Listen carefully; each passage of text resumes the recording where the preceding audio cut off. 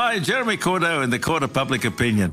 I'm just on air here to let you know that we'll be live streaming the Court of Public Opinion every Friday between 9 o'clock and 12 on jeremycordeaux.com. Please join us. We'd love to have you. You're listening to Davo, Tom and Callum, the podcast. So I've been trying to get this segment across the line for a little while. I've been pretty excited about it. I hope that you guys would get involved as well. And thankfully today, seeing it is my last week, you're both on board and we're going to have a lot of fun, right? Yeah. Sure, absolutely. Yeah. Under duress, it would seem, you making sure we're okay with it. I have got like, the panic button sure, under the table, ready to hit it at any moment. No. So we're talking about some trends here, and trends are interesting how they come about. And there's a particular trend I want to talk about, and that is big butts. I like big butts and I cannot lie. Yeah, the Kardashians made the big butts hot for women. You know, it was something that came about and, you know, now big booties are a whole thing. Of course, Kim Kardashian breaking the internet, the champagne glass on her backside with, popping the champagne and everything was huge. Yeah, but when you see, like, a big booty woman, you don't think twice about it. But when you see... Unless you're a bloke. Unless you're a bloke. You might think 4 times, 5 times maybe. But when you're a big booty bro, it's kind of like it's not been normalised yet. Because big booty bros obviously exist, but it's certainly not mainstream. You know what I mean? Yeah, absolutely. You do know what I mean, don't you, Tom? I do. I know it all too well. Because you yourself are a big booty bro. I ain't never seen a ass like that. Ain't that the truth? There was a period in time where Davo had one thing she'd always say to me whenever I'd leave a room. And she'd always say, hate to say goodbye, but love to see you leave. Yeah, it's pretty tough watching my mate get objectified on the daily by another colleague. But if there's something I want to impart on Adelaide is I want to make big booty bros mainstream. We don't need to keep talking about it. We don't need to bring it up, you know, because if you are a big bootied bro, you know about it because people comment. Yeah, like you said, Davo, it isn't really a trend or anything. There aren't any magazines, there aren't any hotshot celebrities endorsing the big ass for guys, you know? And you don't have many songs that really celebrate big booty bros, right? No, No, not really. There's not many. I mean, untapped market. we have got the black market version. We want big booty Bros. Could be the new summer anthem, could it not? Number 1 of Top 92 2024. Adelaide, we've got to normalise big booty bros. Now, you guys both, got some junk in your trunk, and I reckon that we should make a club. I think we should make a fresh club of big bootied bros, you know. And if you are a big booty bro, you know about it because your missus might use it for banter. You know, your pants might never fit around your butt. Maybe your jocks, wear earlier towards that thing. That's it. So you want us lads, us big booty bros, to unite and come together and support the cause. Yeah, absolutely. And we only eat pancakes in lieu of our fallen brothers. No longer will me and Tom be afraid of, opening up the fridge at work and going down to the bottom shelf and worrying that someone will be Goggling at us. gawking at our asses, in shame. So let's band together and support the pride of the big booty bros. Yeah, we need the bros to get involved here. I'm going to open up the phone lines here. Are you a big booty bro, Adelaide? This is my career. Is there anyone out there that wants to call up and say, yes, I am also a big booty bro? Hell, maybe you're a girlfriend listening at the moment with a partner who has a big booty. Now, we got some text in here. This one here says, my husband puts Kim Kardashian to shame. He's a tradie and I reckon he could rest his tools on that thing if he needed to. Yeah, no need for a tool belt. The apprentice is like, where's the spanner? And so just look behind me. You can get it from there, bro. Yeah, you got the whole kit resting. Somebody else has texted in here. I have to go up a size in pants to accommodate my booty. My missus won't let me live it down.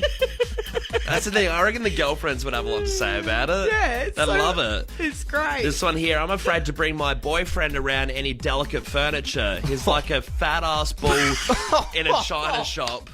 Rocks it, though. Rocks it though, see? See, yeah, the girlfriends love it, no matter what. Jeez. Hey, another text just came through here. My mates always take the piss out of my voluptuous ass. Voluptuous is a great word. I ain't never seen a ass like that. Let's head over to Tim from Seaford Rise. Tim, good morning to you, mate. Thanks for getting involved in the show this morning. Are you a big booty bro? I definitely am, yes. I like big butts and I cannot lie. Now, Hell yeah, Tim. well, Tim, welcome to the club. It's good to have you here. Now, Tim, what's the reception on the big booty? Do you have a girlfriend that makes comments or mates that make comments? I have a wife that likes to mock the couple pant size up you have to do and all that stuff, and nothing like being on a job site and having blokes beep as you walk backwards as you go on the trailer. Do you get wolf whistled on the work site?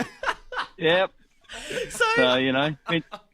So obviously this big booty, have you self-made this big booty? Like, have you been squatting at the gym, or is this just something you've been naturally born with? 50-50. Okay. Might go to the gym to make it a little bit better. Yeah, okay, very good. And I mean, what does it feel like to be a big booty bro? Like, are you happy to be joining this club or what, man?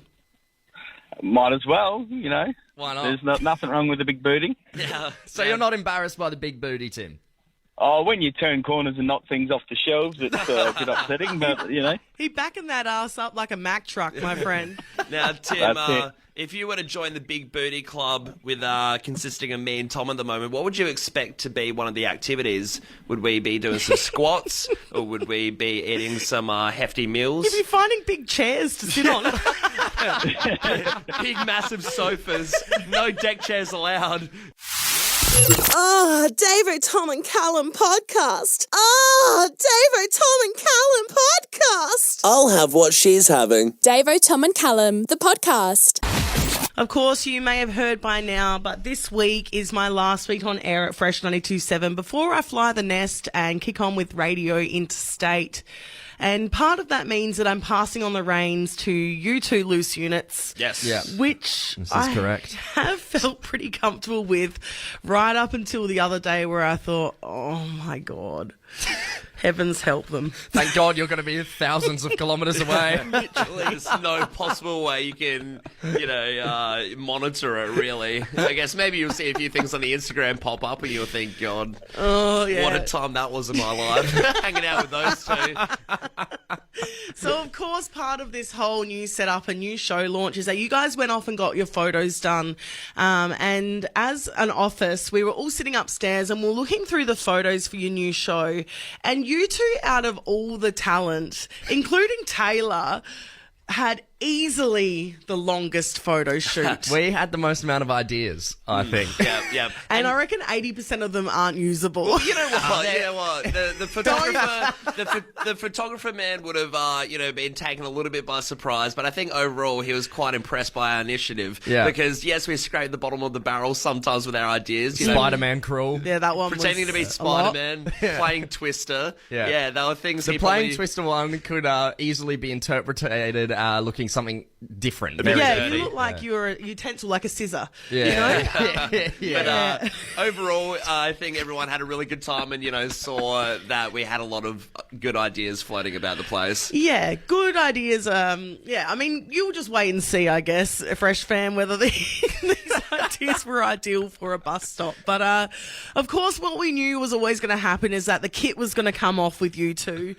Now, let me just go through this with you. A group of co-workers, about 8 of us, we're all crowded around a computer upstairs as we go through your photos, and we've gotten to the underwear portion of your photo shoot. That's right. We're proud models. yeah. We'll do anything. No doubt one of you was very proud.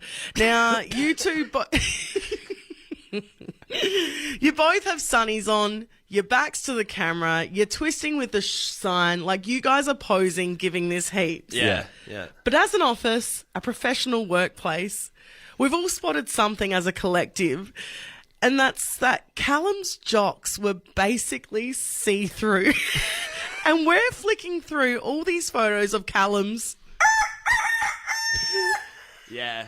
You know what was crazy is that I was downstairs. I had a slight bit of a cough, so I went downstairs, and then I heard someone was yelling my name, but I didn't think too much of it to come back upstairs. And then I was informed by you, Davo, that in fact there are some illicit-looking pictures going around the workplace, and all 8 of my co-workers saw it. We've seen all of Callum, and the pose has got worse and worse. He's sitting there smiling like a dumbass with his whole junk hanging out. It's the worst part is, it's like you said, the jackassery of the picture. You know, not only being a bit crude, but also having the aviators on. Me and Tom doing these dumb poses. What I will say is kudos to the lighting that the man used on the photos. That is a hefty camera. He picked up on a lot there. I think it's just time for a new pair of jocks, mate. You're listening to Davo, Tom and Callum, the podcast.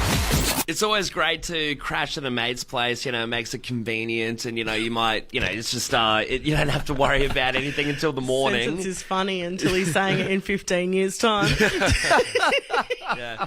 But, it is convenient, though, isn't it, though, that in the morning you worry about everything, how you're going to get home and all that. But sometimes you have to take drastic measures to, leave a bit earlier. And with that, it can come off as a little bit offensive, I guess, if you're leaving a mate or a girlfriend's place, partner, whatever, because they're probably waking up in the morning thinking, why the hell did they leave? Yeah. Was the decor crap? Yeah, where are they? They must be making me breakfast to have in bed. Yeah, surely they're on a Macca's run, surely they're bringing some food back, but, or it could, like I said, you could be offended and think, geez, was the bed not comfy enough? Was my hospitable service not good enough? But, one of my mates, a few weeks back, I had a murder mystery party that we talked about on air, and it was all the way up at Wollonga. And it was a group... It's far away. Yeah, heaps far. And, it was a group of about 10 people that went up there, so it was offered that, there's heaps of couches you can sleep on or bring a swag or something like that so you can stay. I went home. However, there was one bloke that stayed there for the night, and he'd been trying to sleep for a good 5 hours or something. Yeah, that is the worst feeling. No one really partied on or anything. I reckon everyone went to bed at, like 11:30 or something. It was, like, quite tame. Yeah. I mean, a murder mystery tuckered them out. Yeah. It's all that mental game. Rowdy night on the murder mystery. They're having the sugar crash. But it's about 4:30 in the morning, and he still hasn't slept. He's been up for about 5 hours in this creepy old house in Wollonga. Everyone else is dead asleep. And it gets to 4:30. He's getting mozzies coming around his face, so the paranoia is kicking in. He's thinking, geez, I'm going to wake up looking like the Elephant Man, all bitten up and everything. And he thinks, geez, I'm going to make the big call. I'm going home. 4:30 in the morning, takes an hour and a half drive all the way back home just so he can have a good night's sleep. And they all wake up, of course, thinking, shit, where's Lockie? He ditched it. The ghost got him. Yeah. There's a real murder mystery on our hands. Murder mysteries turn real. Everyone stay put. Contact the Airbnb host. We're staying another night. But of course, he ditched the night at 4:30 in the morning to go all the way back home. Jeez, that is ditching a sleepover at the thick of it, isn't it? Yeah. No good. I mean, I once had 2 people stay at my house. My mum was away, and these 2 friends of mine, they were sort of getting together at this point in time. Anyway, they stayed over, and I said, "Oh, look, you can sleep in my mum's bed." Yeah. Nice. Taint the mum's bed. Yeah. Anyway, and I said to them, you've got to get out of there in the morning because, of course, my mum will be home and we just don't want that to happen. Yeah, so get out. take a picture of the bed, make it exactly how you found it. Well, they left at like 4:30 in the morning to do that just to make sure they definitely didn't cross paths. But I woke up and thought, hey, where are they? I thought we were going to have breakfast. Yeah. Jeez, so once again it kicks in, they get a bit fried and then, bolt off 4:30 in the morning. Did you ditch the sleepover? Yeah, I mean, I always remember with my ex, sometimes I'd wake up in the morning and be on the couch because I'd been snoring. Oh. Devastating. Yeah. You think you wake up and you're like... That's what? even worse than straight up leaving. It was devastating. You wake up, you're like, what have I done? Yeah, literally. And it's out of your control as well, so it's almost like you feel even worse. It's something you can't control. Hey, let's head over to Penfold. We've got Matt on the line. Matt, good morning. Did you ditch the sleepover? G'day, morning. I can sort of feel your mate in that, that aspect. Yeah. I was at my friend's place having a bit of a party, and so I went to go to bed because I had to work the next day. And his brother kept harassing me, so I was like, I'll go to the other bedroom. And I ended up bunking with my mate Jay at the time. And his brother kept walking in trying to give us wet willies and like being an absolute pain in the ass. How old's the brother? Is the brother younger or older? Like 20. He was like 28. He was an older bloke as well. That's the worst part. Jeez. Well, so he's really bringing out the nostalgia on the pranks, isn't he? Doing the wet willies at 28. I just wanted to sleep, and then I was like, stuff this. So I was only in my peas, and I'm not supposed to drive after midnight at the time. I was like, fuck it this. Got in my car, drove home, and then my mum was asleep, and I didn't want to wake her up. She would tell me off, curfew. So I turned my car off and pushed my car up a steep driveway just to go back to bed. What an effort! What an effort! Just to get home and have a good night's sleep. Fair enough, Matt. How was work the next day? Oh, mate, I was rough as. I did not feel well at all. You're tired, your ears are sore. Got an ear infection. Hey, let's cross over to Freeling. We got Ebony on the line. Ebony, good morning. Did you ditch a sleepover? Good morning. I didn't, but my husband does every bloody time. Every time. We have mates that live a few streets away, and every time we have a get-together or a party, we're planning to stay there. We'll take our swag or our pillows and blankets, and every single time he will disappear, and we'll be like, where's he gone? And he will be at home in our bed. Every time. Doesn't want to sleep over. Every single time. It sounds like every time you're planning these events to stay over at your mate's house, all he's thinking is, you beauty, I've got the bed to myself tonight. Pretty much, because everyone's starting to pass out, and we're like, where's he gone? And we're like, yep, he's done his disappearing act. You can't handle waking up with everybody in the morning and have to face everyone feeling green. Doing the Irish goodbye. So, I mean, it would be tempting if you're living only a few streets away. Yeah. And I'm just like, I've got a good night. The kids are at their nanas, and we're like, yep, party night. And where's hubby? In bed like a bloody grandpa. Loving it. What does he do for work, Ebony? Is he a magician or something? No, well, you would think that, wouldn't you? No, he owns his own pest control business. Okay. He's on the pest control by the sounds of it. Good on you, Ebony.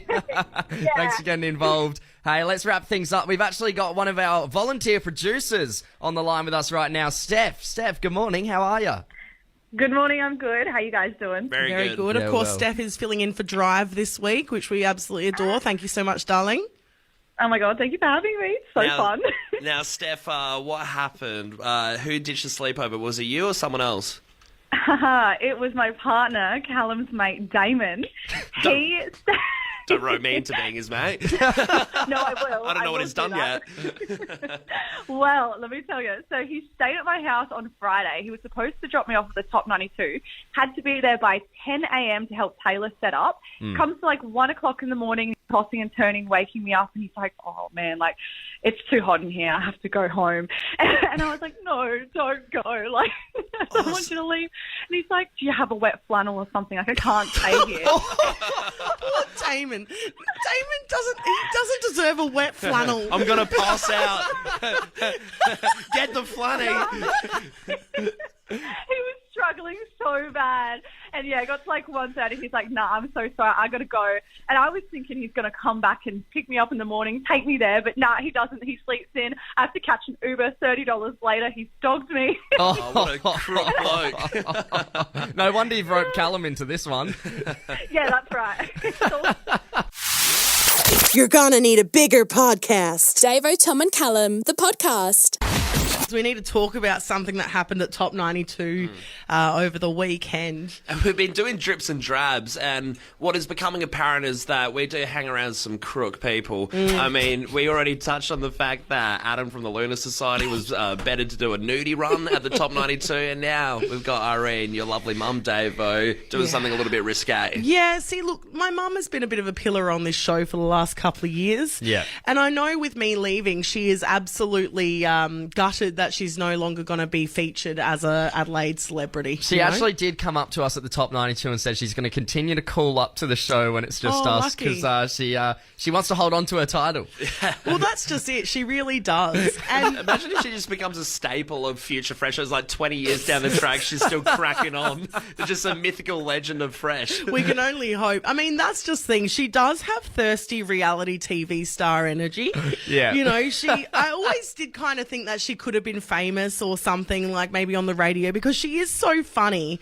But I have realised over the weekend that she doesn't have the capacity within her to handle the attention. She gets drunk on the validation, Sure. and she just pushes it too far. Yeah. Yep. See, whereas me, I will get the validation, but there's still part You'll of me. cower in a corner. Well, there's part of me that's always going to tell myself that I'm a piece of shit. You know what I mean? And that keeps you humble and it keeps you grounded. But my mum was soaring high on the weekend because what she did... Oh, my God. Okay, so we're broadcasting on air. We're up there. We're doing the top 30 songs. And my mum is on the dance floor giving it heaps. And we're at the tail end at this point, you know. Yeah. Maybe the top 5 songs when this all went down. Actually, good segue there because Fisher, Take It Off, started playing. Number 5 in our top 92 countdown. Yeah. Ironically. My mum has thought this is the cue to take her kimono off. So off comes the kimono, all good. That gets thrown at us while we're live on air. Yeah. No Yeah. dramas. Felt like a rock star, you know. Yeah, cool. And then I look down and I see one bra strap. She's doing the old undo your bra, under your top. Take one bra strap off one arm. Take the other bra strap off the other arm. Yeah. And then she's taken her bra out the neck of her shirt and thrown it at us on stage. Felt like a rock star again. Then I saw it was Irene's bra and I wasn't like, sure how to feel. Okay, I feel like I'm back at Woodstock 69. Bit of an older demographic. And you think you, as any sort of respectable woman, you'd stop there, right? Yeah, absolutely. Yeah. Well, what Surely. happened next, boys? Well, that's when the both hands went down to the bottom of her shirt, and then both hands went right back up as quick, and we got a little bit of a flash mob out of Irene. Flash mob's a great way to say it. Yeah. We did. We were titillated by Irene's breasts because she flashed us. Yeah, she did. Yeah. Yeah, it was and it wasn't like you just said, us either. No, it was quite a few times. It was to a few other people, and like I guess how you said we were in the top 5 songs. This is like the crunch time. You know, we've got to get our words out and be concise and stuff. This was this just scattered us. Yeah. There's no other way to put it. It just fried our brains a little bit. And after the first time, her friend came over, sorted her out, and we're like, okay, that's the end of that. Was it Jeanette? Jeanette comes over, starts trying to pull her arms back down. Straight back to the count, and I reckon it was about maybe 30 seconds, minute later. We've seen them again. They've come out again for a second showing. Yeah. And again. Yeah, there was a few again. encores, actually. We got a sequel, and a sequel we didn't need. It turned into a trilogy, which quickly turned into a whole saga. Yeah, It certainly did. And at that point, my mum left at the top 3. I don't think so she didn't get to Prada. She didn't get to the number 1. She didn't quite certainly make didn't. it. Now, look, I saw her on the Sunday morning. She was quite sheepish, but something has changed within her, and she's starting to back herself. So I wouldn't mind, having to hear what she's got to say after, a few days of reflection. I'll give her a bit of a call and see if she wants to give a public apology on air or anything. Yeah, surely. Yeah, okay. That's All right. right. Well, stick around, Adelaide. Coming up next, in the next 10 or so minutes, we'll have Irene on the line and we'll see what she has to say about her antics at the top 92. We've got her on the line right now. Let's have a chat here. So obviously Saturday you've come to top 92. You're having yourself a big day. Look, you flashed your boobs more than once, mate. Now, what went through your mind? I got no idea. I thought I was in a house by myself. Well, you and didn't. just having a good time. Is that what you thought when you threw the bra at us on stage? Yeah.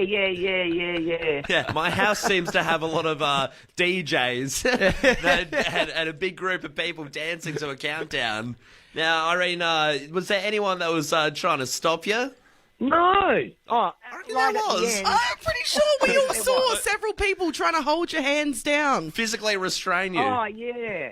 I can't remember any of that. But, look, I'm 70 years old. First, I used to have 2 little puppies, firm little puppies. Now I've got 2 little sausage dogs hanging off my chest. Yeah. So no one's even going to perv or nothing. They're going to say, for goodness sake, cover that up, will you? You may as well wag him around, wag the sausage dog tails. Yeah. I forgot my tassels, though. Are we addressing that? Yeah, sure. I think we should. Yeah. All right. Well, what happened this morning, Mum? You've sent me a video. Yeah. Why are we backing it up? This chick is... I just thought I'll have a bit of fun. Once you turn 70, it doesn't really matter, does it? No. Just get on with your life and do whatever you bloody like. Hey, it's good fun and it's a good philosophy to have. However, you did also, in a sober mindset, send a video through to Davo of you wagging around the tassels on your breast. And me and Tom, me and Tom have caught a glimpse of it, I'll be honest. You lucky boys, mate. So what? You've said no regrets. We're all good. Happy days. Yeah, for sure. I reckon there's going to be a lot of people asking where you are at the next Top 92. Do you reckon you'll make an appearance even if Davo can't make it? Oh, look, I'll be so embarrassed. And if I do, I'll have a straitjacket on. You're listening to Davo, Tom and Callum, the podcast. You never want to be betrayed by one of your pets. They're one of the closest things to you, and you don't want to, you don't want to be deceived by them. You feel like you can trust them. Of course, every time my dog shits inside, I'm absolutely gutted. I'm thinking, what's going on here? I thought we had a system going on. Slap in the face, isn't it, to the owner-pet relationship? But yes, there is a bloke over in America who's been betrayed by his parrot. Oh, let the birds out. Chirp, chirp, chirp. Yeah. Who let the birds out? Chirp, chirp, chirp. Who let them out? Who let them out? But yes, this guy over in America, his parrot has wronged him because he's dating this girl and she's gone over to the house and Percy the parrot has started railing off a different girl's name, just on and on, saying Jess. And this has made... Who's Jess? Exactly right. This has made the girl turn around and she's said, hey, who the hell is Jess to the boyfriend?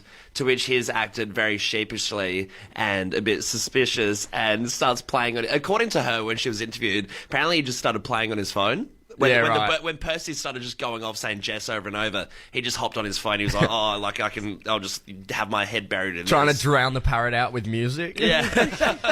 Do you like jazz? You're putting on some vinyls. He's singing Jessie's Girl. Yeah. And it's, but it is funny because, of course, parrots, they do register what commonly used phrases are being used around the house. So for it to say Jess over and over again, there must obviously be a Jess around the house. But I think the boyfriend tried to claim, it's a TV show. Yeah. That's a go-to one for That would be my excuse. I think if I was in his shoes, I would be like, I've been watching a TV show. There's a main character named Jess. What's the show? I don't know. Did I say show? I meant movie. But also, what vendetta does this parrot have against this man? Surely he knows exactly what he's doing. You'd hope that the parrot is smart enough, right? That it knows exactly what it's doing to piss him off. Changed his bird seats and he's absolutely cracked it. I'll show you. I'm revealing the infidelity. Don't make me do it. Sometimes me think, what is friend? Then me say, friend is someone to listen to Davo, Tom and Callum podcast. Cookie, nom nom nom nom nom. Ever since I've started at Fresh, there's been this almost eternal prank war between just everyone. There's no real, no one's safe. Nah. No one's out of it. Everyone just sort of pranks each other here in the office. And it's funny that pranks, I guess, back in the day, I guess pranks around the office would have been very physical, but now we're in the era where it's cyber attacks. Everyone likes to prank people via, emails or the internet, so that's the new era of the prank. I mean, you only just need to look at both of your Facebook pages and see the awful statuses that are put up constantly for the both of you. Because as soon as you leave your laptop or phone unlocked, you're done. Yeah, somebody will go into your Facebook and leave a crazy, silly post. And the same thing happens with emails. And about a year ago, I used to get targeted with these email attacks where someone would send out an email to all staff saying, hey, I'm trying to put together my own calendar of people's pets here. Send in your best pet pictures. Yeah. And there were some people that would just straight up send me their pet pictures. Which and is I was almost stuck like- with all these pictures of dogs and cats, and I didn't know what to do with them. It's almost a great prank in itself because it pranks you, Tom, but then it Yeah. also pranks the people that send in the pet pictures. It's Yeah. like a double whammy to see who's gullible enough to, send in a picture of their cavoodle. And of course, just coming back from our Christmas break, there has been a bit of a grace period. Yes. And the pranks have been sort of, not happening so much here. Well, until yesterday. Yes, exactly right, Tom. Until yesterday, when an email came out from Callum's account, which, of course, he didn't write, but this is what it said. It said, hey, guys, I really want 2024 to be my Instagram year. This means I need any and all pictures people have of me from this year, preferably where I look like a hunk. I want to do one post a week and get to 1K followers ASAP. Please help me out and help me achieve my dream. If you see me on the streets and think I'm looking good, please take a picky of me because candid gets the chicks. P.S. Does anyone have the Daily Mail or advertiser contact? Love, soon to be Insta famous, Callum. Yeah. And you know, the way, and funny, the way it's written, very, very prankish. You know, it's embellished. It is just clearly a bit of a joke. It's silly. Yeah, it's very silly. But not everyone got it, that it was a joke immediately. And we've got our social media man, the guru himself, Gavin, in the studio with us right now. Gavin, you responded to this email yesterday. I'm only just realising now that this is a prank. I had no idea. So Gavin, as we've been talking, has been in the studio. He's been flipping us all off and pacing around the room and laughing. Yeah, sticking the finger up at us because you didn't realise that this was a prank, which is a little bit concerning because you'd think I'd actually write something like that. This is it. That's the concerning part, is it sounds exactly like you would write it. I don't think I'm vain enough to write a post like that. You've said a few things the past few days. But Gavin, would you like to read out what you said? Because when I read your response, this is what irked me. I read the prank and I thought, oh yeah, funny little gag. Then I scroll up and I see Gavin's response and it's dead serious. So it says, literally my friend that was with me on Saturday at the Top 92, she works for the Daily Mail. And he said, That's my response. Did you meet her? Yeah. Did you meet her? Did you not? Oh, well, we'll have to get that organised for him, Yes, Gavin. future meeting. We'll set up a photo shoot. Sure. Now, there's one really great thing about a great prank, and that is when you get away with it scot-free, when someone else takes the fall and you don't speak up. And that's exactly what's happened with this prank. I've let our boss, Sophie, take the fall for me. I'm the one that wrote this email and sent it out to the staff. Betrayal! Actual dog. All morning, Callum has been bad-mouthing our boss about this email that he thought she sent. And I've let prank. take the fall, but no, it was me. Poor Sophie, our boss. I do feel bad for her now. Prank wars are back on, baby. You're listening to Davo, Tom and Callum, the podcast. Jeez, don't you hate it when your order gets stuffed up at a restaurant or Mate, bar or big whatever? time. I've done a thing where I've gone through KFC again and screamed at the lady because they didn't put enough salt on my chips. Oh, jeez. I was hungover. It was like time for a salty feed. Salt as well is one of the misdemeanors, you know. That's why you go there. Yeah. But it's like, yeah, usually people complain about, you know, missing big ingredient. Yeah, There I you mean, go. that's the thing. You know, sometimes you're asking to add something and you get... This is annoying when you get charged for adding something and then they Yes. forget to add it, or, you know, you ask for something to be left out and it's been left in, or they just straight up get the wrong thing for you. But for, you know, most people... When this happens, because it's happened to everyone, something like this, right? For most people, yeah, it can be frustrating, but usually you'll say something and they'll be like, so sorry about that, we'll fix that right up for you. Yeah. Or you'll just be like, you know what, I don't really mind, I don't want to be a bother, I'll just leave it. Yeah. Right? For some people, though, words like patience or, better yet, forgiveness aren't in their vocabulary. And no surprises here, this story is coming out of Florida after a Florida man went to Subway and did not get the Subway he wanted delivered how he asked. Okay, right. What did What he have do? they? What's happened? Like, what did they miss in the order? Does it say? Look, I know what you're thinking. You're probably thinking like, oh, he asked for Italian herbs and Literally. he got like oatmeal or something, or No, 'cause he asked for it to be toasted and they gave it to him fresh. Yeah. Nope, none of that. They just forgot to cut the sandwich in half. Really? His footlong was not cut in half. It was given to him as one full footlong. Okay. Wow, so he was pissed off that he had to engage in the labour himself of cutting the sandwich as opposed to them doing it. He was outraged by the fact that his sandwich was not cut in half. Yeah. This man is 54, by the way. He's not a toddler. Okay. And I mean, And- I would say that's a benefit, to be honest, with a Subway, because I think sometimes they don't really fold it in half and cut it properly. So, you know, whatever, you just get it done. Yeah, or just, you know, cut it yourself. Yeah. Or just ask him, hey, sorry, can you cut this in half? It'll take 2 seconds for them to do it. But no, he's gone and allegedly attacked this worker Oh. with the sandwich that she did not cut up. Wow. So yeah, he just gets worse, doesn't he? He's come with the foot. He's picked up the foot long. Is it toasted so it's hard? It's a hard beating. Didn't say if it was toasted or not, but still a foot long baguette. And over the counter, he's trying to swipe at her and hit her in the tum a couple times until he eventually got removed from the store. Well, it's one of those that it just really makes sense, doesn't it? When you look at the process of what happened from start to finish, man complains about not getting his sandwich cut. Man goes back to the subway, attacks worker with the subway. It kind of pieces together. It does track for this guy. Yeah, but I mean, I would like to say that this is, Florida only, a thing that would happen just in Florida. But when I was younger and I worked at McDonald's, I remember being in the drive-thru and someone come past and there was something wrong with their order and they grabbed their ice cream cone and they threw it at me. Did they make contact? Did it hit? Yes, it certainly did, baby. Was it real comical? Did it stick to you? Didn't stick to your head like a unicorn or something? It stuck in my head like trauma, but Did you at least get the day off after that? no. That clown works you hard. Hi, Jeremy Cordeaux in the Court of Public Opinion. I'm just on air here to let you know that we'll be live streaming the Court of Public Opinion every Friday between 9 o'clock and 12 on jeremycordeaux.com. Please join us. We'd love to have you.